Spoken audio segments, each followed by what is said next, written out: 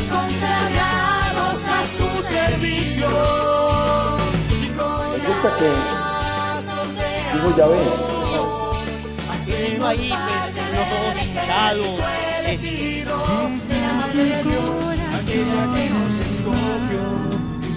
Conscientes de esto, vamos a ser mucho más efectivos en el momento de practicar la caridad y no... Segunda trampa.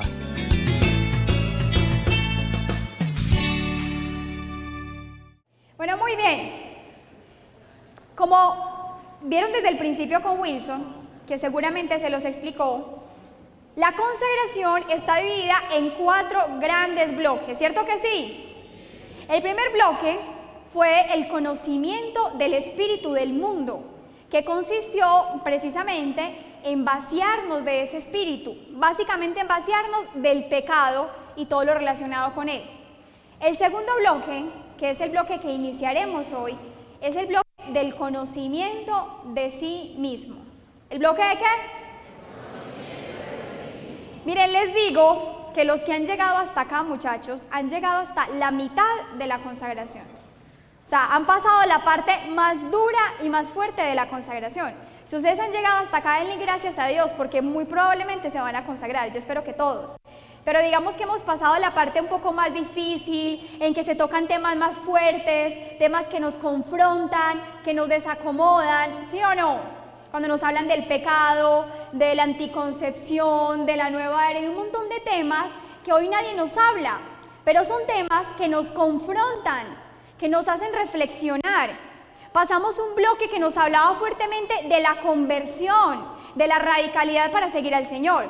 Ahora vamos a iniciar un bloque que no es menos importante, pero digamos que menos fuerte que el anterior, pero muy interesante, donde tocaremos temas muy interesantes, y es el bloque del conocimiento de sí mismo.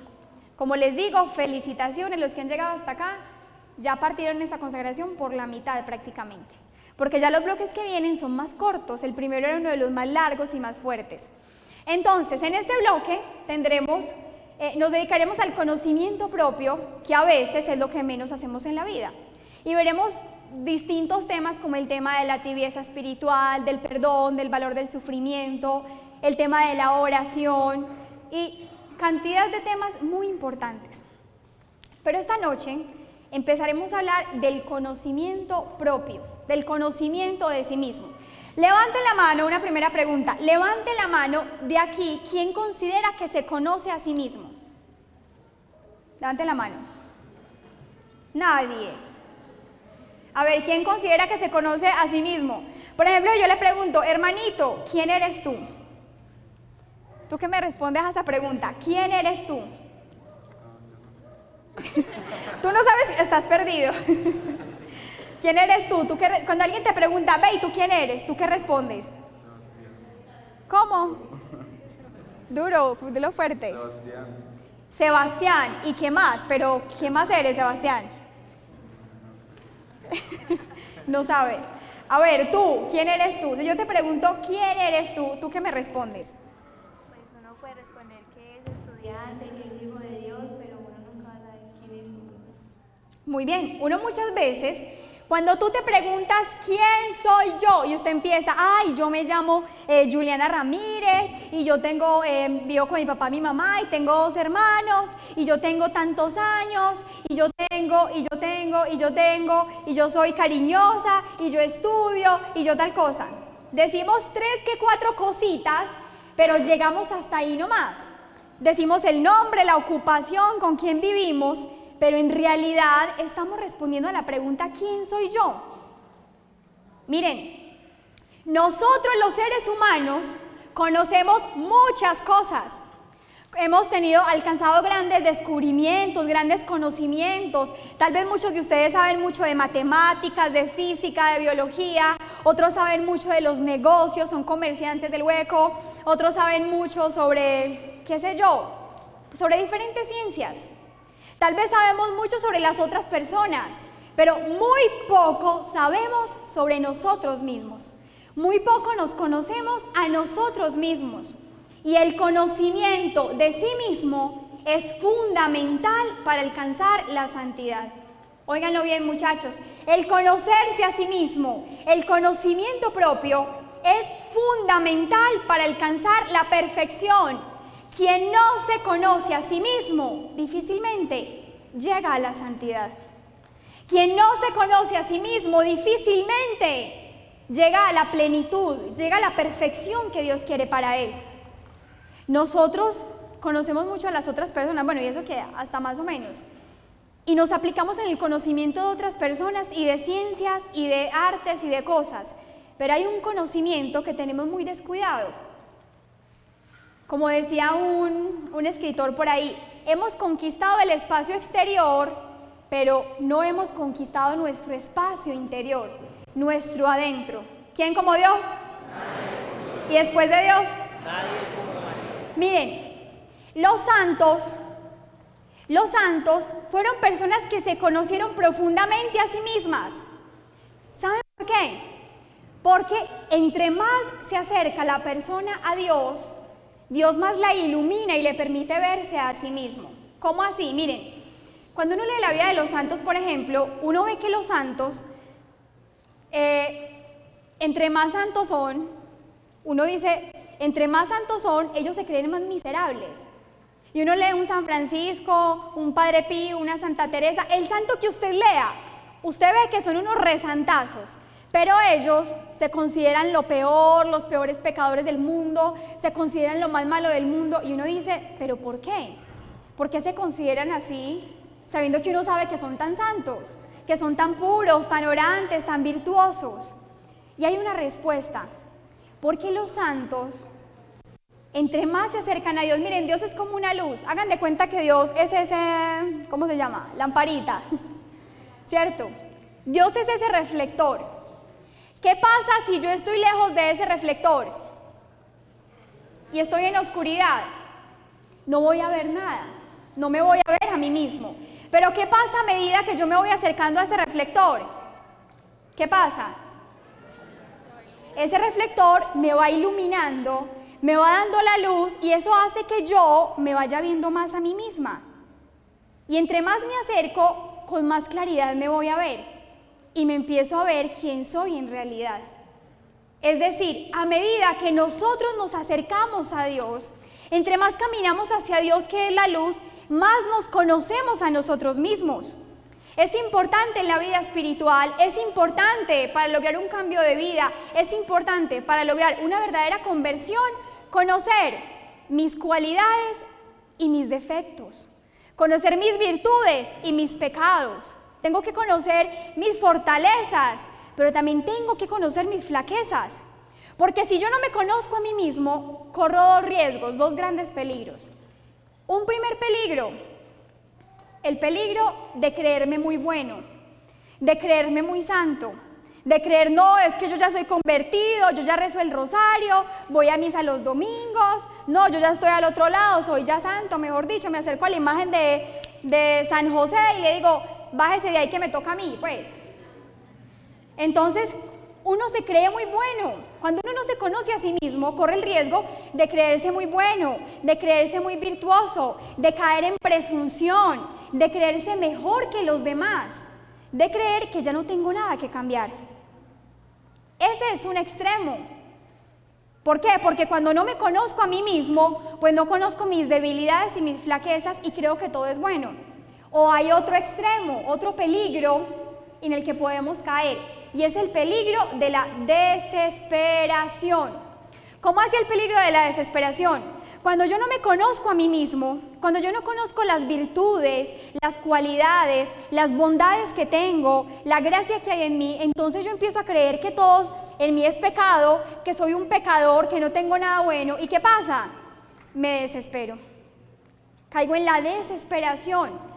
Creo que nunca voy a poder cambiar, creo que nunca voy a poder ser mejor. Y esa es una gran tentación del demonio, se los había dicho ya en la consagración, muchachos. Una de las grandes tentaciones del demonio, y sobre todo en este momento de la consagración, es a veces hacernos creer que tú no puedes cambiar, hacernos creer que somos los peores, hacernos creer que nunca vamos a ser capaces con ese vicio o con ese pecado o con esa atadura. ¿Les ha pasado? ¿Sí o no? Eso le pasa a uno en la vida espiritual y sobre todo cuando está iniciando la consagración. El demonio nos quiere desesperar. Te dice, no hermano, usted no va a ser capaz de cambiar usted no va a ser capaz de dejar el alcohol. Usted no va a ser capaz de dejar de ser tan chismosa y malgeniada. Usted no va a ser capaz, y en fin. Y el demonio te hace creer que tú eres un pecador sin remedio. Y no, señores, ese es otro extremo que hay que evitar con el conocimiento de sí mismo. Yo tengo que reconocer en mí lo que Dios me ha dado de bueno, de bondadoso, de virtuoso, las gracias que hay en mí. ¿Para qué? Para darle gracias a Dios, para alabarlo por eso, nunca para enorgullecerme. Pero también tengo que reconocer las debilidades, las flaquezas, los vicios que aún hay en mí, los miedos, las inseguridades y un montón de cosas. ¿Para qué? Para pedirle al Señor que me ayude a cambiarlas, a cambiarlas. ¿Quién como Dios? ¿Y después de Dios? Miren, el conocimiento de sí mismo es muy importante para la vida espiritual porque trae varios frutos. Digamos que trae 4 grandes frutos y se los voy a decir. El primer gran fruto que trae el conocimiento de sí mismo, el conocimiento propio, es un gran amor a Dios. Un gran amor a Dios. ¿Por qué un gran amor a Dios? Porque cuando yo me empiezo a conocer a mí mismo, y yo veo por un lado todo lo bueno que Dios ha hecho por mí, todas las gracias que me ha regalado, todos los dones, las capacidades naturales. Ves que Dios me dio inteligencia, Dios me dio belleza física, Dios me dio una agilidad o una destreza física, Dios me dio el don de cantar, Dios me dio el don de escribir, en fin, Dios me dio tales virtudes, ser una persona pura, una persona honesta, honrada. Cuando yo conozco eso en mí, ¿eso a qué me lleva? A darle gracias a Dios, a amarlo y decirle, Señor, gracias porque eres tan bondadoso conmigo. Gracias, Señor, por todo lo que me has dado, ¿cierto que sí? Eso por un lado, pero también por el otro lado, cuando yo conozco mis miserias, cuando yo veo que yo soy una persona débil de voluntad, que la vive embarrando, una persona que ha sido infiel a Dios, llena de un montón de defectos que todavía veo en mí, también eso me lleva a amar a Dios. ¿Por qué? ¿Eso nos lleva a amar a Dios o no? ¿Por qué? Porque pensamos en su misericordia. Y cuando uno se ve con defectos, con debilidades, con miserias, uno dice, Dios mío, pero ¿tú por qué me amas tanto si yo no lo merezco? ¿Tú por qué me amas tanto si yo no soy digno? ¿Tú por qué me amas tanto si yo no tengo nada bueno en mí? Tú me das un amor gratuito. ¿Eso nos lleva a qué? A amar a Dios. A amar a Dios. Entonces, por un lado, nuestras cosas buenas nos llevan a amarlo porque vemos su bondad, cómo ha sido hermoso con nosotros. Y por otro lado, conocer nuestras debilidades también nos lleva a amarlo porque vemos su misericordia y su bondad, de cómo todo un Dios se puede fijar en una criaturita tan pequeña, tan pobre y tan débil y amarla hasta el extremo. ¿Quién como Dios? ¿Y después de Dios? Esperen, yo pasteleo que se me olvidó el otro. Dice, bueno, otra cosa muy importante, el conocimiento de sí mismo, cuando nos aprendemos a conocer a nosotros, hay otro fruto muy importante y es que nos enseña a desconfiar en nosotros y a confiar en Dios. A desconfiar en nosotros y a confiar en Dios. Miren, el Evangelio, la Sagrada Escritura lo dice, maldito el hombre que pone su confianza en el hombre. Maldito el hombre que pone su confianza en el hombre. Miren qué fuerte es la palabra de Dios. Es decir, malditos somos nosotros cuando ponemos nuestra confianza en nosotros mismos, cuando creemos que nosotros podemos hacerlo todo, cuando creemos que no necesitamos de Dios, que no necesitamos de la oración, cuando creemos que por nuestras capacidades humanas podemos lograr todo lo que necesitamos.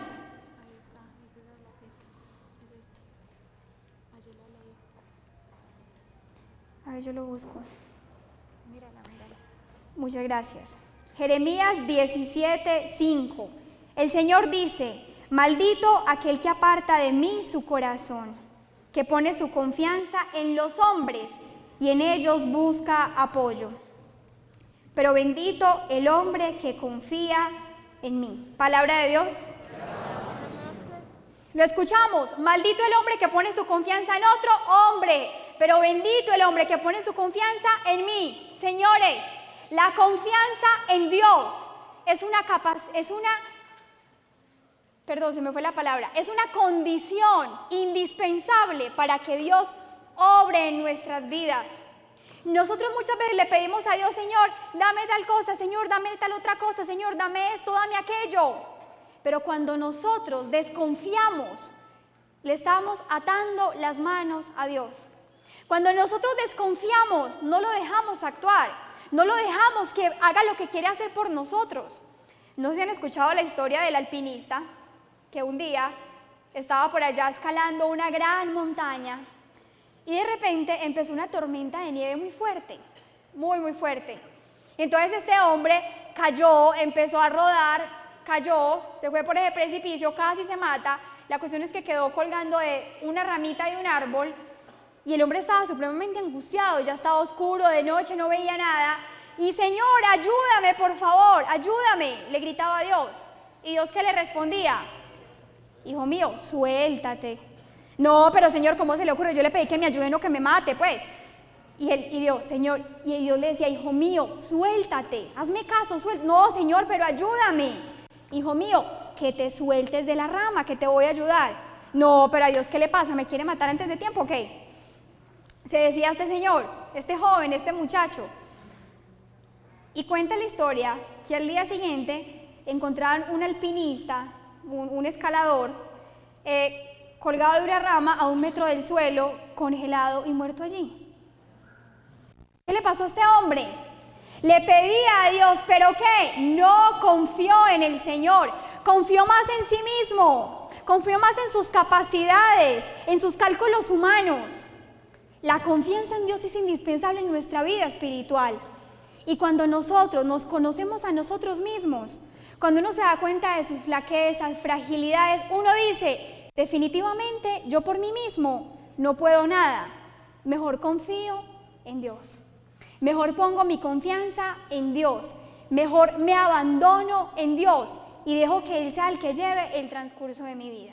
¿Quién como Dios? ¿Y después de Dios? Otra cosa muy importante, otro fruto muy importante que nos da el conocimiento de nosotros mismos es aprender a ser comprensivos y compasivos con el prójimo. Aprender a ser comprensivos y compasivos con el prójimo. Miren, señores, nosotros somos muy buenos para juzgar, somos muy buenos para criticar, somos muy buenos para condenar a los demás.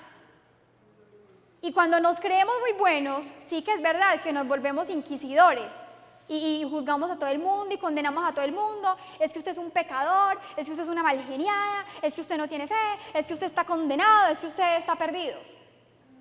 Y a veces caemos en esos errores. Pero cuando uno se conoce la miseria propia, uno aprende a ser comprensivo con el otro. Es más, por ejemplo, cuando uno sufre, uno aprende a ser compasivo con el que está sufriendo. Cuando tú pasaste hambre alguna vez en tu vida, tú aprendes a ser compasivo con el que tiene hambre y pide comida, ¿sí o no? Cuando tú tuviste una dificultad, digamos, de un hijo drogadicto, tú aprendes a ser compasivo con la mamá que tiene un hijo drogadicto y aprendes a entender.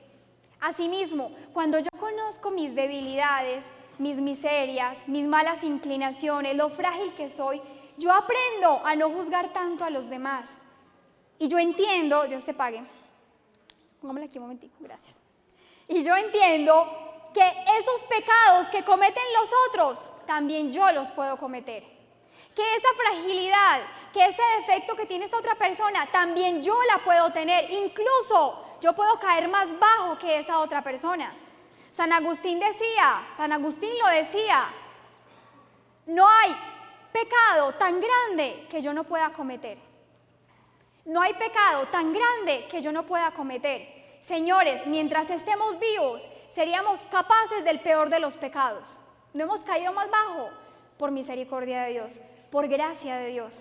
Entonces, cuando yo me conozco a mí mismo y veo mis flaquezas, mis debilidades, mis pecados, mis defectos, yo aprendo a no juzgar al otro, a verlo con compasión, a entender sus luchas. Miren, por eso Dios permite que la confesión sea con un sacerdote pecador como nosotros. Porque el sacerdote que es pecador, ¿qué pasa con él? Pues no se entiende. Y miren a San Miguel Arcángel confesando, a la Virgen María confesando ella que pura e inmaculada, por Dios, no nos entenderían nunca. Pero una persona que conoce sus flaquezas y debilidades aprende a ser compasivo y comprensivo y misericordioso con el otro. ¿Quién como Dios? ¿Y después de Dios? Y un cuarto fruto del conocimiento de sí mismo es una virtud que es fundamental para alcanzar la santidad.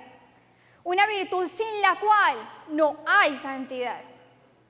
Y es la virtud de la humildad. La virtud de la humildad. Cuando yo me conozco a mí, y repito, me doy cuenta de las debilidades, flaquezas, miserias que hay en mí, yo me doy cuenta que no tengo nada para enorgullecerme, ni para creerme santo, ni para creerme bueno. Yo me doy cuenta que soy un puñado de debilidades y que si hago algo bueno, lo hago por pura gracia de Dios, pero nada por mérito propio.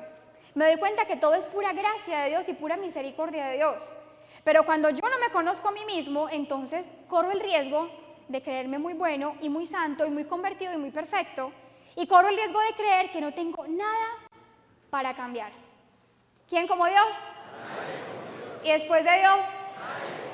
Les pregunto, a ver, hombres, ¿ustedes se casarían con una novia sin conocerla?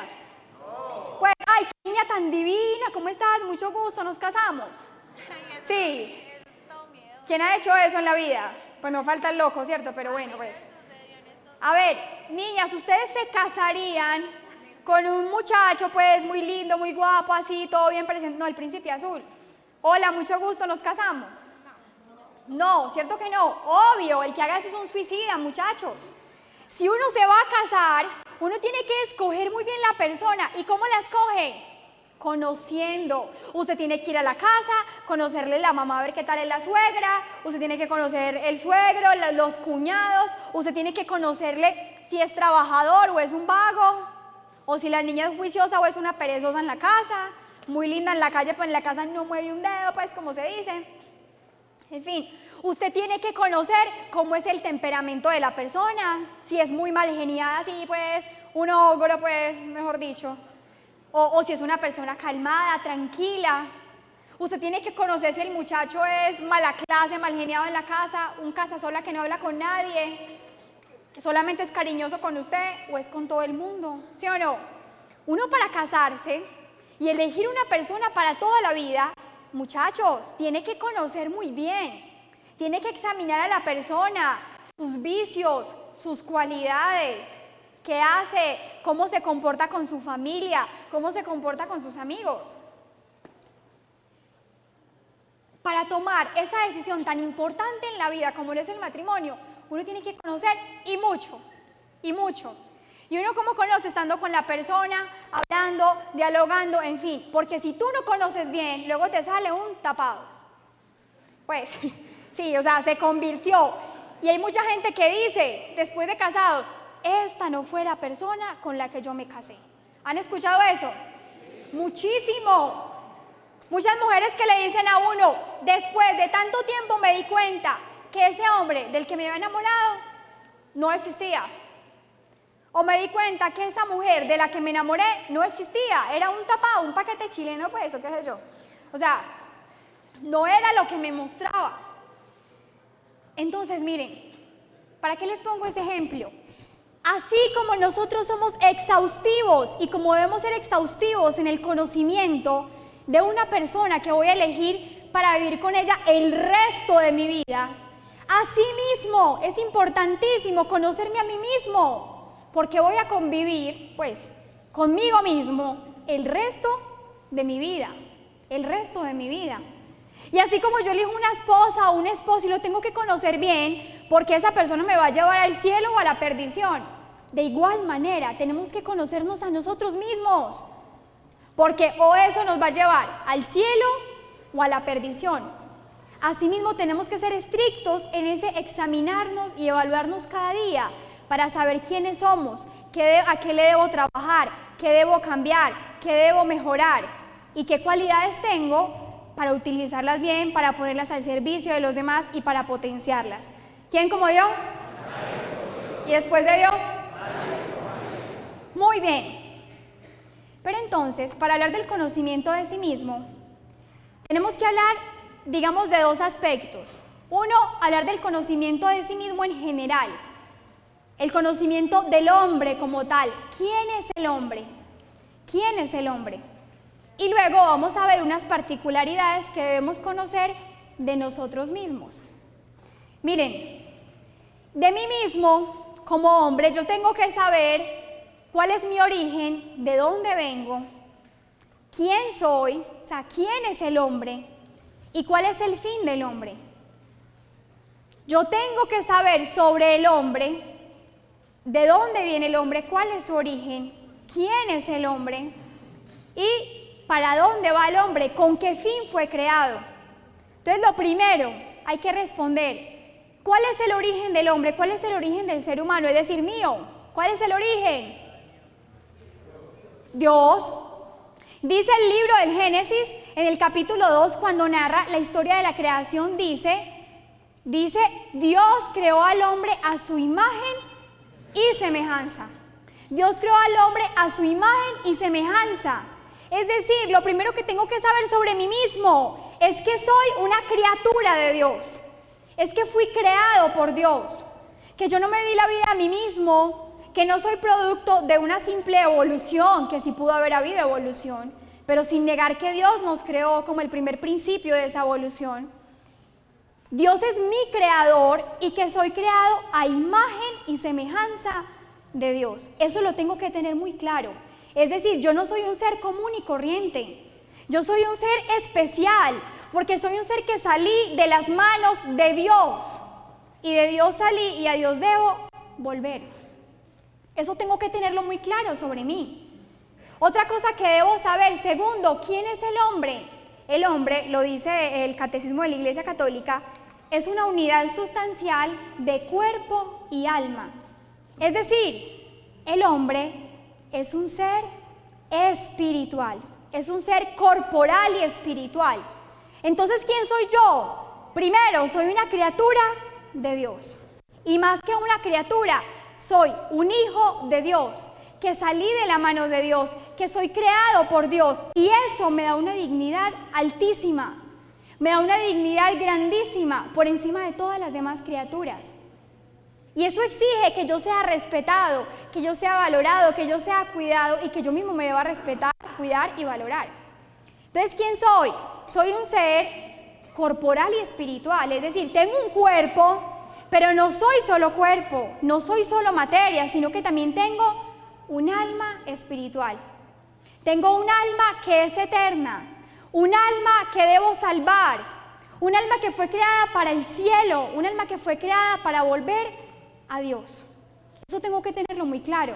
Porque hoy, señores, miren, hoy el mundo, la sociedad de hoy, ve al hombre simplemente como un animal más. Como un animal más entre muchas especies. Y por eso, en nombre de esa concepción, se permite el aborto, la eutanasia y un montón de atentados contra la vida. Porque hoy se está viendo al hombre como una especie más entre la creación, como un animal más del montón, y se ha olvidado esa dignidad de hijos de Dios. Al mundo se le ha olvidado que somos seres espirituales, que tenemos un alma, que somos seres racionales. Y por eso, muchachos, el hombre es la especie menos protegida. Hay países como Estados Unidos en los que te multan y hasta pagas cárcel si atentas contra determinada especie que está en vía de extinción. Pero alguien aborta y es totalmente permitido. Eso no es muy absurdo y contradictorio. Eso es una cosa totalmente absurda. ¿Y por qué pasa eso? Porque se ha olvidado la dimensión espiritual del hombre. Porque hemos reducido al hombre a una criatura más, a un animalito más del montón. Y no, señores, Lo primero que tenemos que saber es que nosotros somos unos seres espirituales, creados por Dios, que somos hijos de Dios. Cuando a ti te pregunten quién eres tú, la mejor respuesta que tú puedes dar es: yo soy un hijo de Dios. Yo soy una creación de Dios. Yo soy creado a imagen y semejanza de Dios. Esa es la mejor respuesta que podríamos dar. ¿Quién como Dios? Miren, y nosotros, al tener un alma espiritual, nos diferenciamos de los demás seres porque podemos pensar, porque podemos razonar, porque podemos crear, porque podemos tomar decisiones. Les pongo un ejemplo muy claro. Hagan de cuenta un perrito. Los perritos se mueven simplemente por instintos.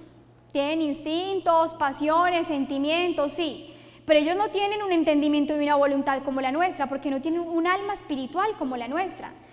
Pero resulta que un perrito entra en calor. Creo que son las perritas las que entran en calor, ¿cierto? Entonces, ella entra en calor, que es por época, ¿cierto? Entonces, se atraviesa por ahí un perrito. Entonces, ella está en calor. Ella no se va a detener a pensar: ay, no, es que voy a guardar la castidad. Es que la castidad es tan bonita. No, es que de pronto quedo embarazada y no se puede. No, es que tengo que ser fiel a mi pareja, en fin. No, es que voy a ofrecer este sacrificio. Oigan, un perrito o una perrita se detiene a pensar eso. No, ellos no van a razonar eso, simplemente actúan movidos por sus instintos. Punto. Un tigre cuando está persiguiendo su presa porque tiene hambre, no se detiene: ay no, qué pesar, mejor no. Pues no, obviamente no se detiene a pensar: ay no, es que de pronto tiene mamá, tiene familia, no, qué pesar. No, porque los animales no tienen un alma espiritual como la nuestra. En cambio nosotros, como tenemos un alma espiritual, como somos seres espirituales, por eso tenemos capacidad de pensar, capacidad de reflexionar, capacidad de discernir. Entonces a ti se te atraviesa una tentación, digamos, tú eres casado y se te atraviesa una muchacha muy bonita que se te ofrece, pues, en fin, la oportunidad perfecta, y tú, como eres un ser espiritual, como el Señor te dotó de un alma, como tienes entendimiento y voluntad, tú puedes decir: no, es que no voy a ofender a Dios, punto. No, es que no voy a ofender a mi esposa. No, es que voy a respetar a mis hijos. No, es que no me conviene, es que de pronto me pega una enfermedad. Es que, en fin, tú te puedes sentar a pensar, a razonar, a discernir, y tú puedes decir: aunque mi instinto me incline a hacerlo, no lo voy a hacer. ¿Por qué podemos hacer eso? Porque somos seres espirituales. Porque nosotros no somos unos animalitos que nos movemos simplemente por instintos, muchachos. Porque Dios nos dio un alma espiritual para que seamos dueños de nosotros mismos. Y por eso el hombre tiene una dignidad superior a cualquier otra criatura. Entonces, si a ti te preguntan: ¿quién eres tú? ¿Quién soy yo? Yo soy un hijo de Dios, una criatura de Dios, creado a su imagen y semejanza, un ser con naturaleza espiritual, con capacidad de pensar, con capacidad de decidir. Y hay otra característica muy importante en el ser humano, y es que el ser humano es un ser libre. Oigan eso, el ser humano es un ser libre. Cuando Dios crea al hombre, lo crea con libertad. Ay, perdón, mi amor. ¿Cuál es la prueba de ello? El mismo pecado. ¿Por qué Adán y Eva pecaron? Porque Dios los hizo libres. Dios no creó robots, pues Dios no nos programó desde el inicio, programarnos para hacer 100 rosarios al día, 200 venias, en fin, no. Ni nos programó para que le amáramos todo el tiempo. El Señor, Dios, nos dio un gran regalo a nosotros como seres humanos, el regalo de la libertad. El regalo de poder decidir, de poder escoger: o escojo a Dios o me voy para otro lugar. Pero nos dio esa libertad. Miren, el misterio de la libertad es algo grandísimo en el ser humano. Dios se nos pone como una opción más en nuestro camino. Y nosotros decidimos si escogemos a Dios o lo rechazamos. ¿Cierto que sí? ¿A quién de ustedes lo trajeron obligado a esta consagración? ¿Quién de ustedes se convirtió por obligación? ¿Quién de ustedes se va a consagrar porque lo amenazaron? A ver, levante la mano. Pues si está aquí por eso, salga corriendo de una vez. Porque no, tenemos libertad. Dios nos hizo libres. Prueba de ello también es el mal que Dios permite en el mundo. Muchas personas se preguntan, ¿por qué Dios permite el mal en el mundo? Si Dios es tan bueno, ¿por qué permite que una persona viole, por ejemplo, a un niño? Esa pregunta me lo hacía una persona en un retiro, creo que fue. Me decía, si Dios es tan bueno, ¿por qué permitió que mi papá me violara cuando era chiquita? Óigalo pues. Si Dios es un padre que me ama tanto, ¿por qué permitió que mi papá me violara cuando yo tenía 5 años? ¿Usted qué le responde a ella? Esa pregunta me la hizo una mujer en un retiro espiritual, no hace mucho. Si Dios es tan bueno, si Dios es un padre, si Dios me ama tanto, ¿por qué permitió que me violaran? Yo le dije, mira, la respuesta es sencilla. Porque existe algo que se llama libertad. El misterio de la libertad humana. Dios te hizo libre. Dios a tu papá lo hizo libre. Dios no juega con nosotros como con un ajedrez. Miren, tal es así la prueba, que así como Dios permitió que tu papá te violara, así permite que tú vayas y forniques con alguien, o así Dios permite que tú no vayas a misa un domingo, o así Dios permite que tú cometas pecados. Porque Dios no está metiéndose en la voluntad del hombre y ¡ay, este va a pecar! No, venga, cójalo para allí. No, Dios nos deja que pequemos si queremos pecar. ¿Por qué? Porque nos hizo libres. Porque Él no está moviéndonos como fichitas de ajedrez, jugando con nosotros a toda hora. Porque nos dio una libertad y respeta esa libertad, aunque a veces, lamentablemente, esa libertad la utilicemos para el mal, para elegir cosas malas. Pero Dios nos hizo libres y el hombre debe ser capaz de utilizar bien ese don precioso que el Señor le regaló. ¿Quién como Dios? ¿Y después de Dios? Bueno, pero ¿cuál es el fin del hombre? ¿Cuál es la misión que tiene el hombre? Dice el Catecismo de la Iglesia Católica que el hombre fue creado para conocer, amar y servir a Dios. ¿Para qué fuimos creados? Para conocer, amar y servir a Dios. Ese es el objetivo, la meta para la que fue creado el hombre. Miren, nosotros no fuimos creados para sacar un título en la universidad. Tú no fuiste creado para ser un empresario exitoso. Tú no fuiste creada para ser una mamá realizada. Eso hace parte de la vida, sí, hace parte de la vida. Pero tú fuiste creada y tú fuiste creado para conocer, amar y servir a Dios. Y el hombre se realiza y encuentra su plenitud solo en la medida en que cumple ese fin para el que fue creado. Lo decía San Agustín, muchachos, nos hiciste para ti, Señor, y nuestro corazón estará inquieto hasta que descanse en ti. El hombre de hoy, y nosotros muchas veces engañados, creemos que fuimos creados para acumular riquezas. Entonces trabajamos toda la vida, entonces uno sueña, no, mejor dicho, me voy a comprar una motico. Se compra la moto, no, ya quiero un Renault 4. Se compró el Renault 4, no, ya quiero una camioneta. La camioneta, no, ya quiero tal carro último modelo. Y nos dedicamos la vida a acumular riquezas. Y creemos que nacimos para hacernos ricos. Y resulta que cuando somos ricos, no estamos contentos y no estamos satisfechos. ¿Por qué? Porque no fuimos creados para las riquezas, aunque podamos tener riquezas. O creemos que fuimos creados simplemente para divertirnos, para pasarla bien. Y resulta que nos divertimos, la pasamos bien, vamos a fiestas, en fin, pero sigue habiendo un vacío en nosotros. ¿Por qué? Porque lo decía San Agustín, nos hiciste para ti, Señor, y nuestro corazón estará inquieto hasta que descanse en ti.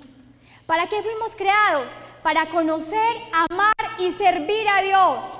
Y para amar a los demás, para entregarnos a los demás. Y solo, señores, solo en la medida en que nosotros amamos, podemos ser felices. Solo en la vida en que entregamos la vida y la gastamos por los demás, podemos ser felices. El hombre no fue creado para ser un egoísta y para pensar solo en sí mismo. No hay persona más desdichada que la que simplemente vive para sí misma, para procurarse gustos, placeres, lujos. No hay persona más desdichada que aquella que no tiene a quién amar, a quién entregarse, a quién darse, a quién donarse. Nosotros fuimos creados para el amor, para dejarnos amar por Dios y para amar. Hoy visitaba a una señora en el hospital, una mujer de unos 45 años. Estaba muy deprimida, aparte de que tiene pues una gran enfermedad. Está embarazada de 7 meses y su bebé no está creciendo, no le está pasando el alimento. Y entonces me senté a hablar con ella y empezamos a hablar y ella me decía, toda mi vida ha sido un desastre, porque yo nunca he sido amada. Yo me he sentido utilizada por todo el mundo, yo me he sentido utilizada por todos. A mí nadie nunca me ha dado amor sincero. Y yo le dije, bueno, háblame de tu vida, ¿por qué dices eso? No, desde pequeñita mi mamá nunca me quiso. En mi casa yo era la sirvienta, la empleada. Me decían que era una inútil, una buena para nada. Mi papá intentó varias veces abusar de mí. Me decía, no sé si lo logró, pero sé que intentó varias veces hacerlo. No recuerdo si alguna vez logró hacerlo, pero lo intentó muchas veces y yo vivía corriéndole a mi papá. Mis hermanos me trataban como la sirvienta de la casa. Me decía, a la edad de 8 años, yo era la que hacía todo en la casa. Era la empleada de todos, la esclava de todos. Me casé pensando que con ese hombre por fin me iba a escapar de esa realidad. Y fue lo mismo. Me sentí utilizada, me sentí abusada, me convertí en la sirvienta, en la que hacía todo en la casa, pero nunca recibí un te amo, un te quiero, y yo necesitaba sentirme amada. Luego me dejó, y esa mujer, ¿qué empezó a hacer? A estar con uno, con otro, y ella que me decía a mí, yo simplemente estaba buscando alguien que me dijera te amo, alguien a quien yo le importara, alguien que me quisiera, alguien que se preocupara por mí. Pero han pasado varios hombres después de que me separé con mi esposo, y todos me han engañado, me han dicho mentiras, hasta que estoy embarazada. Y pues ya ese tipo también me engañó.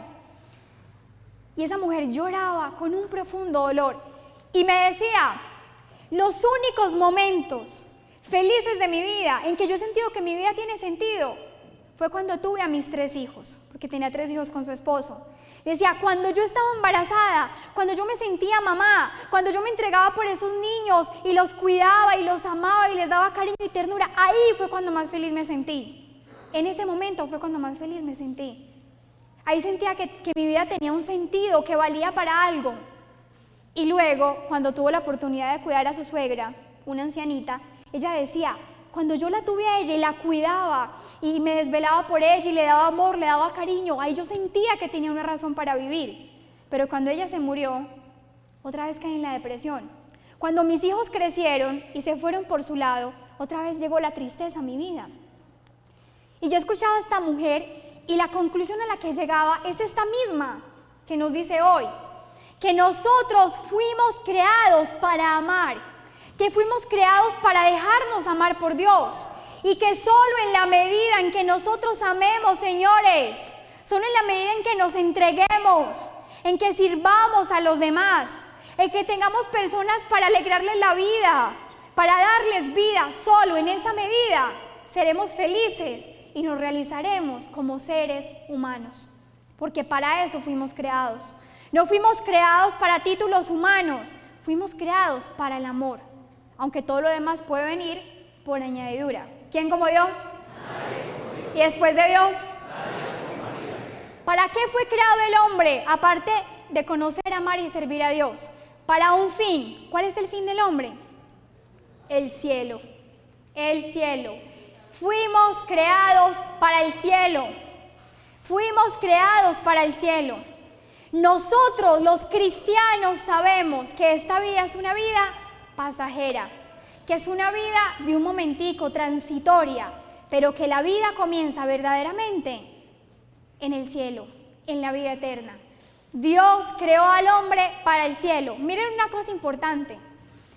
Cuando Dios creó al hombre, Dios no le dijo, mira, o sea, te pongo dos caminos. O te vas para el cielo o te vas para el infierno. No, Dios no le puso dos opciones y dos caminos enfrente al ser humano. Dios le puso el camino del cielo. Él siempre ha querido para el hombre el cielo, la felicidad eterna, el gozar de su presencia y de su amor. ¿Qué es el infierno? No es una opción que Dios le dio al hombre. El infierno es la negación del hombre a adquirir ese cielo. Es la negación del proyecto que Dios tenía para mí, que era el cielo. Porque Dios nos creó para el cielo y quiere que todos nos salvemos y que todos lleguemos a la comunión con Él y a la vida eterna. ¿Quién como Dios? ¿Y después de Dios? Entonces, en conclusión de esta parte, ¿quién es el hombre? Primero, es una criatura, ¿cierto? Una criatura de Dios. Segundo, es creado a imagen y semejanza de Dios. Tercero, el hombre es un hijo de Dios. Es un hijo de Dios. No es una criatura común y corriente como las demás. Es el hijo, el que está por encima de toda la otra creación. Cuarto, el hombre es un ser espiritual. Obviamente un ser corporal, con un cuerpo, pero también con un espíritu, ¿cierto? Que tiene inteligencia, voluntad, que tiene libertad. Quinto, el hombre, ¿para qué fin fue creado? Para conocer, amar y servir a Dios. Y conociendo, amando y sirviendo a Dios, el hombre llega al cielo. Entonces, si yo le pregunto, bueno, ¿quién eres tú? ¿Tú qué me vas a decir? Soy un hijo de Dios, soy una criatura suya, soy creado a su imagen y semejanza. Fui creado para amar, para conocer y servir a Dios. Soy un ser espiritual que soy llamado a llegar al cielo. ¿Ya tenemos algo que responder, sí o no? ¿Quién como Dios? ¿Y después de Dios? ¿Me las tapas, por favor? Ahora sí voy a tomar agüita, qué pena.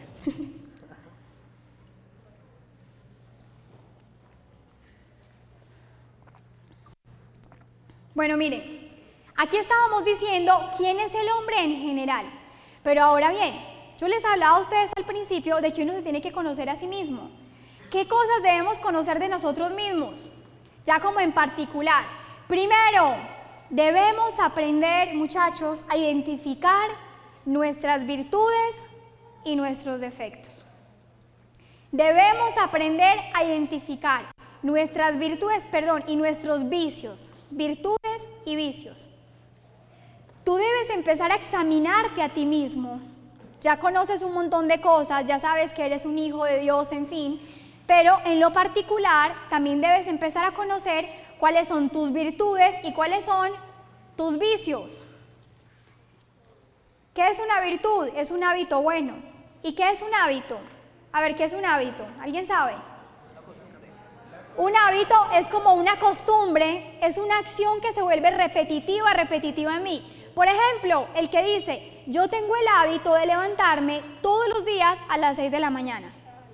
¿Quién tiene ese hábito? Levanta la mano a ver. Y tú dices, todos los días me levanto a las 6 de la mañana. ¿Eso es qué? Un hábito. O el que dice, yo tengo el hábito de levantarme todos los días a las 11 de la mañana. ¿Quién tiene el hábito? Es decir, es una acción que se vuelve repetitiva en mí, repetitiva, es como una costumbre que yo tengo. Miren, cuando ese hábito es bueno se llama virtud y cuando ese hábito es malo se llama vicio. Por ejemplo, el que se levanta todos los días a las 6 de la mañana, ¿eso es un hábito bueno o malo? Bueno, madrugar. El que madruga Dios le ayuda, ¿sí o no? Eso es un hábito bueno, eso es una virtud que tiene la persona, de la diligencia. Pero el que se levanta todos los días a las 11 de la mañana, ¿eso es un hábito como bueno o malo? Eso es un vicio o una virtud. Un vicio, ¿cómo se llama? El vicio de la pereza. O sea, lo siento, muchachos. El vicio de la pereza. Entonces, ¿quién como Dios? Entonces, muchachos, nosotros debemos empezar a identificar cuáles son esas virtudes que hay en mí. Bueno, yo soy una persona diligente, o sea, no soy perezoso, soy madrugador. Yo soy una persona responsable siempre en mi trabajo, una persona responsable en mi estudio. Yo soy una persona paciente. A mí me pueden decir lo que me digan y yo soy una calma, pues, como se dice. Yo soy una persona trabajadora. Yo soy una persona puntual. Yo siempre llego puntual a todas las citas. ¿Quién tiene ese hábito? Levanten la mano. Muy bien, felicitaciones. Entonces, tú debes empezar a identificar esas virtudes. ¿Para qué? Para potenciarlas, para seguirlas acrecentando y así alcanzar la santidad. Pero también debes empezar a identificar tus vicios. Hay que empezar a identificar los vicios, es decir, esos hábitos malos. Es que yo soy muy perezoso, siempre me levanto tardísimo. Yo soy muy impuntual. Yo soy un mentiroso, siempre digo mentiras. O yo soy muy chismoso, siempre estoy hablando lo que no es. O yo soy muy impuro, tengo el vicio de mirar mal siempre a las mujeres. Por ejemplo, uno debe empezar a identificar esos vicios, porque si tú no los identificas, pues nunca les vas a trabajar y nunca los vas a cambiar. Vas a creer que estás muy bien así. Entonces, a ver, vamos a hacer un ejercicio de un minutico. Ahí en su cuaderno, ahí en su hoja, va a escribir 5 virtudes que usted tenga. A ver, en un minuto, a ver qué tanto nos conocemos. No, aprendan a reconocer lo que Dios les ha dado. Piensen ahí, 5 virtudes, 5. Piense, yo soy una persona pura, yo soy muy honrado, soy muy honesto, soy tierno, soy cariñoso, tengo buenos modales, en fin. Piensa en este momento en 5 cualidades, en 5 virtudes que tú tengas. Que seguramente tienes 5 y hasta muchas más.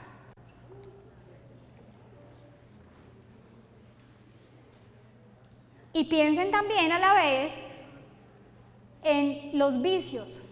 Digamos 5 vicios. No, yo soy muy perezoso, soy muy mal geniado, soy muy desobediente, siempre soy impuntual, soy muy mentiroso, soy muy lenguisuelto, pues, medio chismoso. Soy impuro, soy desobediente, soy grosero con las personas, soy mala clase, amargado, o soy egoísta, poco servicial. Miren, todo eso tenemos que empezar a pensarlo, a reflexionarlo. ¿Cómo soy yo? Porque si yo no me pregunto por esas cosas que están mal en mí, ¿cuándo las voy a cambiar? Le hago una pregunta. Si usted en su empresa no hace el inventario, ¿qué le pasa? ¿Qué le pasa? Se quiebra. ¿Usted para qué hace el inventario? Pues para darse cuenta que sí esté funcionando la cosa, para darse cuenta que si estén habiendo ganancias, o para darse cuenta si hay pérdidas. Y si usted no hace el inventario, cuando usted menos piense, se quebró y no va a progresar en su empresa. Eso mismo pasa con la empresa, que es la vida espiritual. Tenemos que estar haciendo, entre comillas, un inventario, es decir, un examen de conciencia. Tengo que mirar en qué voy muy bien, en qué he ganado, en qué he crecido, pero también qué fugas tengo todavía, qué flaquezas tengo que le tengo que trabajar más fuerte. Tengo que identificar todo eso. ¿Quién como Dios? ¿Y después de Dios? También es importante, muchachos, que empecemos a identificar nuestro temperamento y nuestro carácter. Nuestro temperamento y nuestro carácter. Y empezar a moldearlo. Miren, les voy a leer una cosa muy interesante. Resulta que existen 4 clases de temperamentos.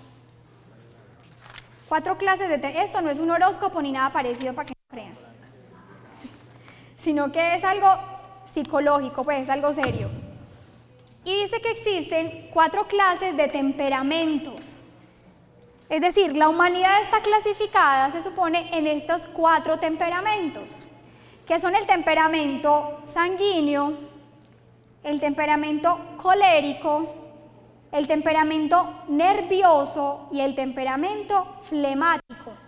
Como les digo, eso es algo de psicología, no es un horóscopo, porque cuando uno lo lee parece que están leyendo un horóscopo, porque se van a identificar. Les voy a leer un pedacitico de cada uno, y cada uno de ustedes, escúchenme, les voy a leer un pedacito de cada uno, y ustedes se van a tratar de identificar, listo, y van a decir, uy, yo encholo en ese, uy, me están describiendo en aquel, uy, yo tengo esto, yo tengo aquello, porque es importante conocer nuestro temperamento para saber potenciarlo. Por ejemplo, miren, les leo, el temperamento sanguíneo, dice, el sanguíneo es afable y alegre, es simpático, sensible y compasivo ante las desgracias del prójimo. ¿Quién tiene eso? Pero sin miedo levanten la mano, pues ¿qué tiene de raro? Muy bien, muchachos. Dice, es dócil y sumiso ante sus superiores. ¿Quién tiene eso? Ahí sí más poquitos nos rajamos. Dice, es sincero y espontáneo. Dice, su entusiasmo es contagioso y arrebatador. Es decir, es una persona apasionada y que apasiona a cualquiera. O sea, ay, que está apasionado con la música y eso a todo el mundo le contagia ese gusto por esa música, pues. Dice, suele tener, su buen corazón cautiva y enamora. O sea, esos son los Chayanes. Suele tener una concepción serena de la vida, dotada de una exuberante riqueza afectiva. Un ejemplo de un sanguíneo, ¿saben qué santo fue un sanguíneo? San Pedro. Porque los sanguíneos son personas como un poco más primarias. ¿Cómo así que primarias? Es decir, actúan y luego piensan. Son así como que, miren, ejemplos típicos de San Pedro. Señor, mándame ir a ti. Entonces empieza a caminar sobre el agua. Y cuando está llegando, ay, Señor, estoy caminando sobre el agua, me hundo. O sea, primero actuó y luego pensó. Te seguiré donde vayas. Era así todo espontáneo, todo apasionado, todo loco, todo lanzado. Y una personalidad muy bonita. Y él aún con eso pudo llegar a ser santo. Le dice el Señor, voy a sufrir mucho, voy a ir a Jerusalén, no sé qué. Y le dice Pedro, no, Señor, ¿cómo se te ocurre? Dios no lo permita. Y dice Jesús, apártate de mí, Satanás. O sea, Pedrito era como el que siempre metía las patas entre el grupo de los 12, ¿cierto? Como el así, más o menos por ese estilo, es una persona sanguínea, que tiene cosas muy bonitas, porque es muy espontáneo, apasionado, tiene un buen corazón, es como sincero. Pedro, por ejemplo, aunque traicionó al Señor, era un apóstol muy sincero con el Señor, que se mostraba como era. Bueno, muy bien. ¿Quién se identificó con ese sanguíneo? Dice, ¿cuáles son las debilidades de este temperamento? Por ejemplo, el sanguíneo. Sus principales defectos son la superficialidad. ¿Cómo así superficialidad? Que a veces tiende a quedarse mucho en lo externo y profundiza poco en las cosas. La inconstancia. Ay, que empecé un libro y lo dejé, he empezado 20 y no he terminado ninguno. ¿A quién le pasa eso? A nadie. No, aquí a nadie. Eso por aquí no nos pasa. Bueno, por ejemplo, otra clase de temperamentos, el temperamento colérico. Miren, vayan identificando cosas y vayan diciendo, yo tengo eso, yo tengo aquello, para que se vayan conociendo. Dice, el temperamento colérico, buenas cualidades. ¿Cuáles son sus buenas cualidades? Ojo pues, tiene un entendimiento muy agudo, o sea, es muy inteligente, tiene una voluntad fuerte, concentración, tiene constancia, magnanimidad.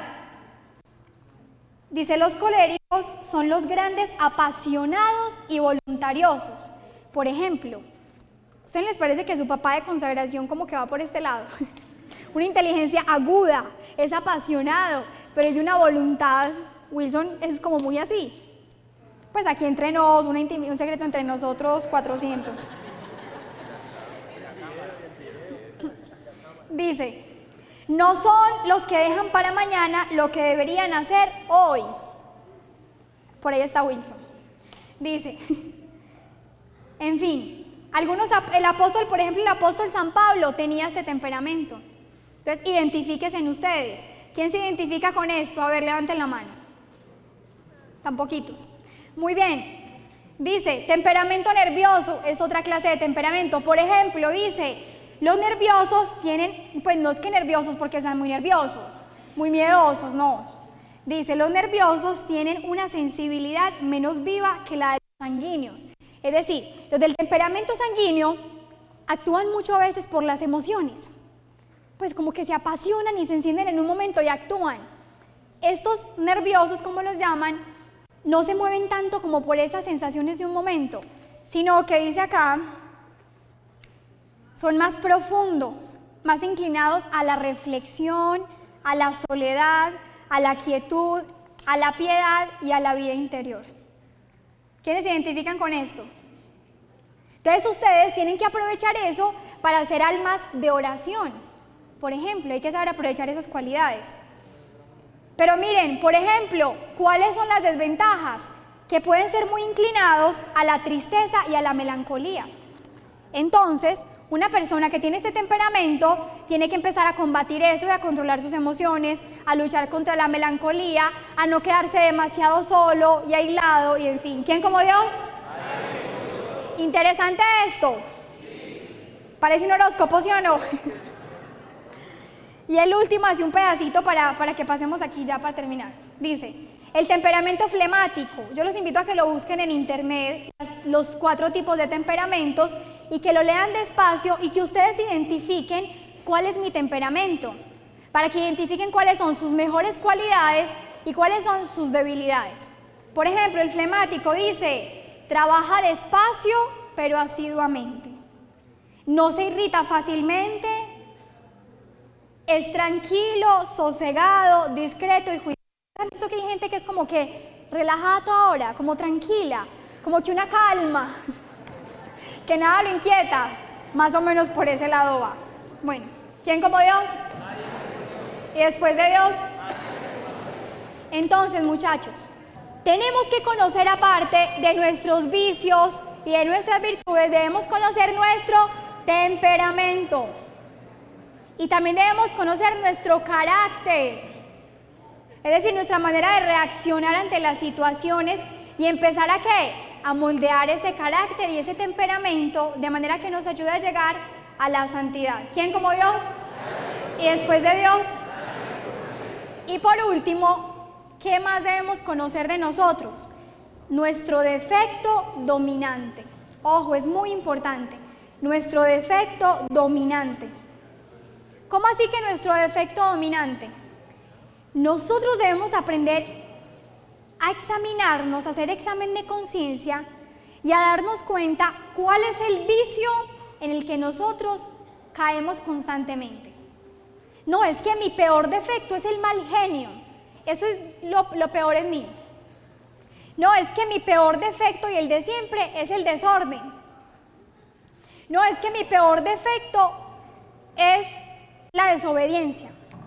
Hay que identificar cuál es ese defecto que domina en mí, cuál es ese vicio, para empezar a trabajarle más fuertemente, con el contraataque.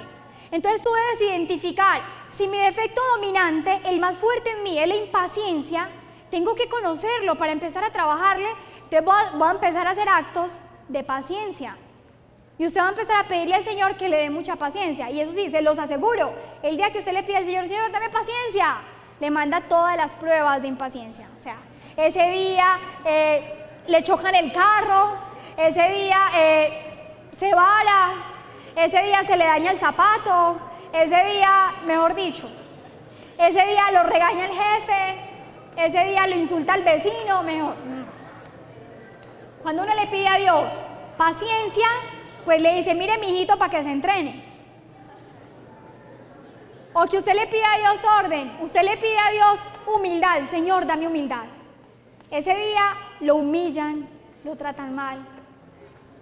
En fin, el Señor le empieza a regalar actos para que usted se ejercite, ¿cierto? Pero es muy importante, muchachos, aprender a identificar cuál es ese defecto que domina en mí para que tú empieces a contraatacar, a hacer actos opuestos a ese defecto. ¿Quién como Dios? Y después de Dios.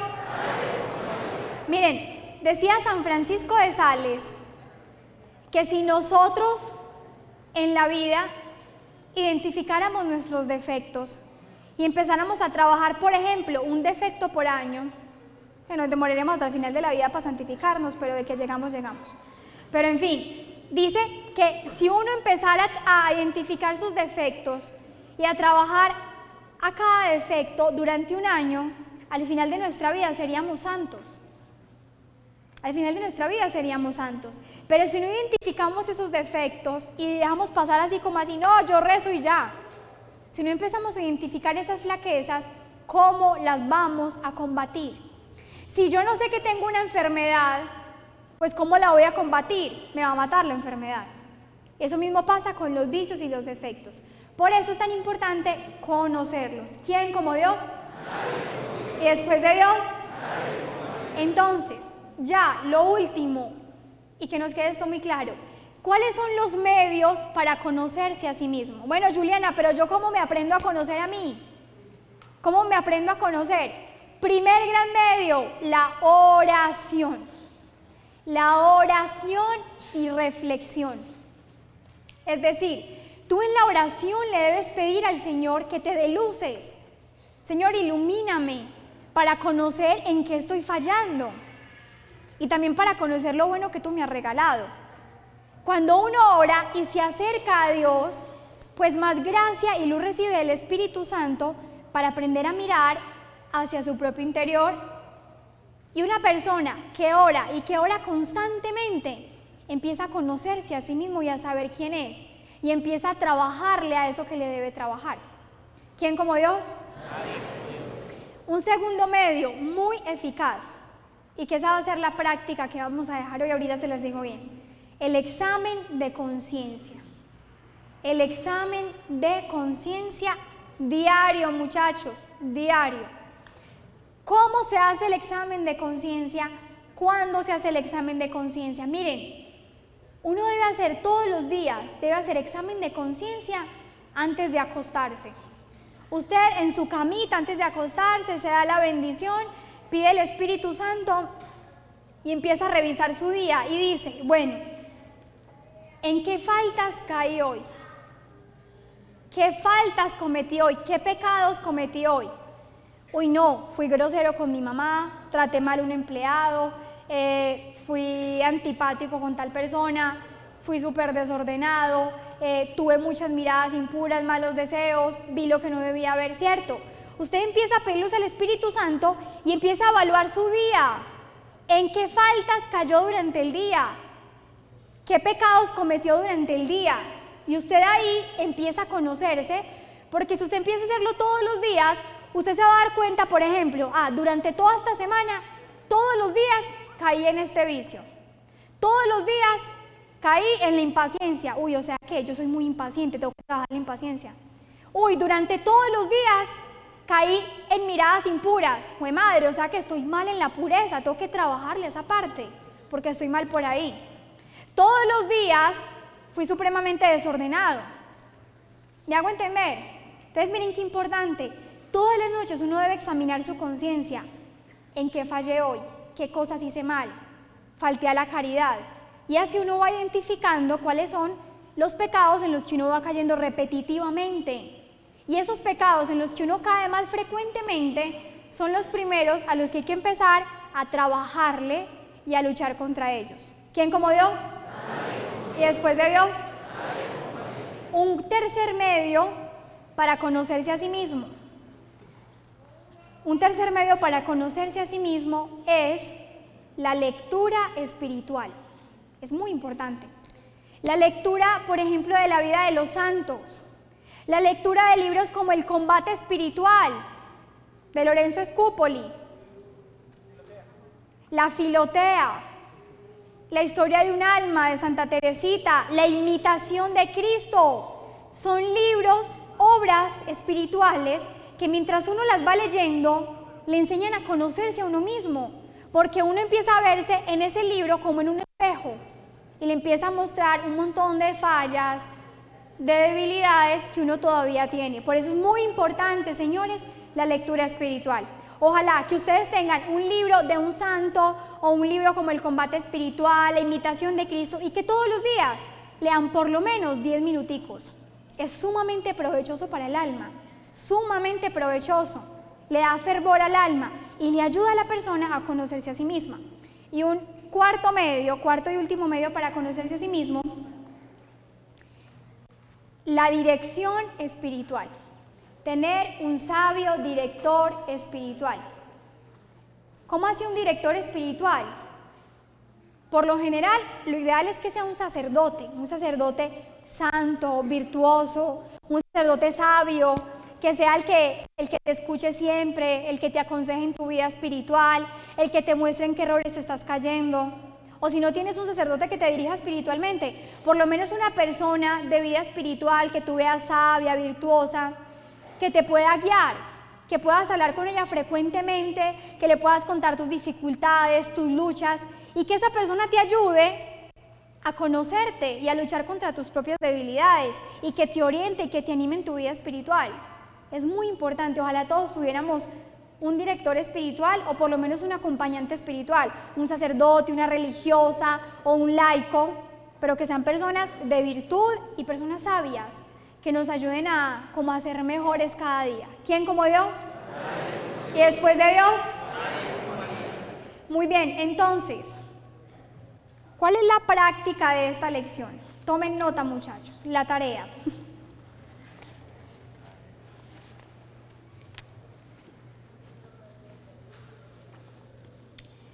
Hacer un examen de conciencia escrito. O sea, usted esta semana va a sacar media horita y se va a ir ojalá para el Santísimo o en su casa ante el crucifijo, va a coger una hojita, un lapicero y va a hacer un examen de conciencia en el que va a identificar ¿qué cosa? Sus virtudes, sus vicios,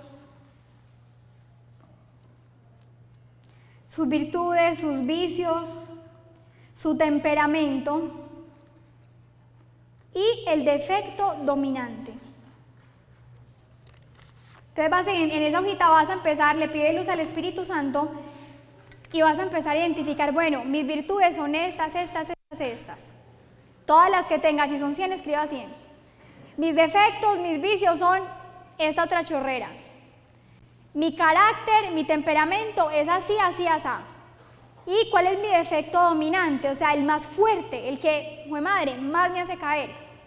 También lo va a identificar y lo va a poner por escrito. Y al final va a ser un propósito. Bueno, ¿cómo voy a empezar a trabajarle a esto? Y esa hojita no es para que la bote, pero tampoco es para que la muestre a alguien, es para usted. Es para usted.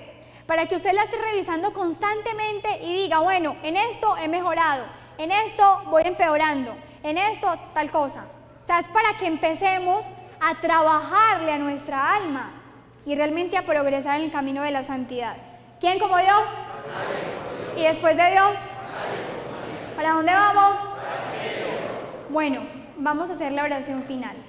Vamos a ponernos de rodillas.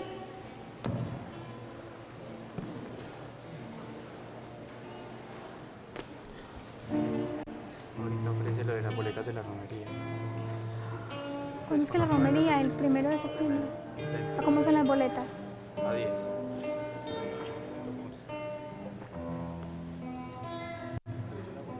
En el nombre del Padre, y del Hijo, y del Espíritu Santo. Amén. Bendito, alabado y adorado seas Jesús en el santísimo sacramento del altar. Sea para siempre bendito, alabado y adorado. Bendito, alabado y adorado seas mi Jesús en el santísimo sacramento del altar. Bendito, alabado y adorado seas, Jesús, en el santísimo sacramento del altar. Mi Jesús sacramentado, mi dulce amor y mi consuelo.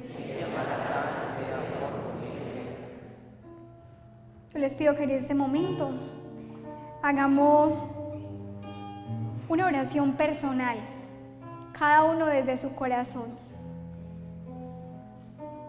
Que tal vez durante este día hemos tenido muchas ocupaciones, hemos estado en medio de mucho ruido, de muchas carreras, de muchas prisas, de mucho estrés. Y antes de irnos a dormir, te pido que le hables al Señor desde tu corazón. Él está aquí, en el sagrario, realmente presente, y Él te escucha en este momento. Dale gracias por este día, entrégale lo que le quieras entregar y pídele lo que necesites pedirle. También dile que lo amas, que te abandonas en Él, que sea un pequeño momento de encuentro y de intimidad con el Señor.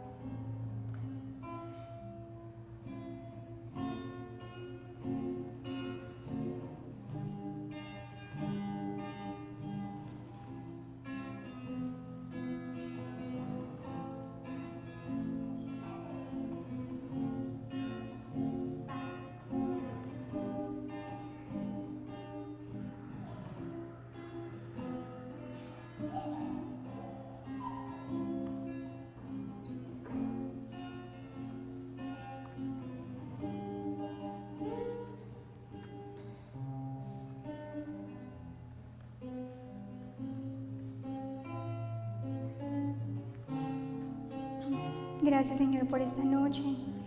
Te alabamos, te bendecimos, te glorificamos, te damos gracias. Te amamos, Señor. Danos la gracia de conocerte cada día más, de amarte cada día más y de servirte, Señor. Danos la gracia, Señor, de conocernos a nosotros mismos, de saber quiénes somos, para qué fuimos creados, para no malgastar nuestra vida, para no destruirla, para no utilizarla en la que no es, Señor, sino para haciendo tu voluntad, para que haciendo tu voluntad podamos llegar al cielo y alcanzar la felicidad que tanto anhelamos.